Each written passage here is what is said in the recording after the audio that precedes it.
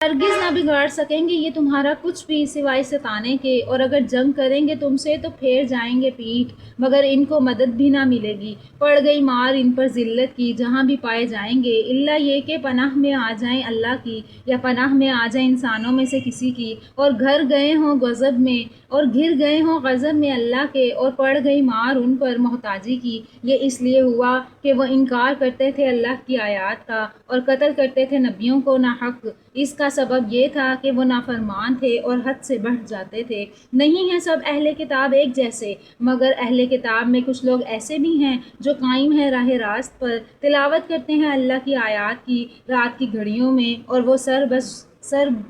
بسجود رہتے ہیں، ایمان رکھتے ہیں اللہ پر اور روز آخرت پر، اور حکم دیتے ہیں نیک کاموں کا اور منع کرتے ہیں برے کاموں سے، اور سرگرم رہتے ہیں بھلائی کے کاموں میں، اور یہ نیک لوگ میں سے ہیں۔ یہ جو بھی کریں گے یہ کوئی نیکی تو ہرگز نہ کی جائے گی نہ قدری اس کی، اور اللہ خوب جانتا ہے ان لوگوں کو جو اس سے ڈرتے ہیں۔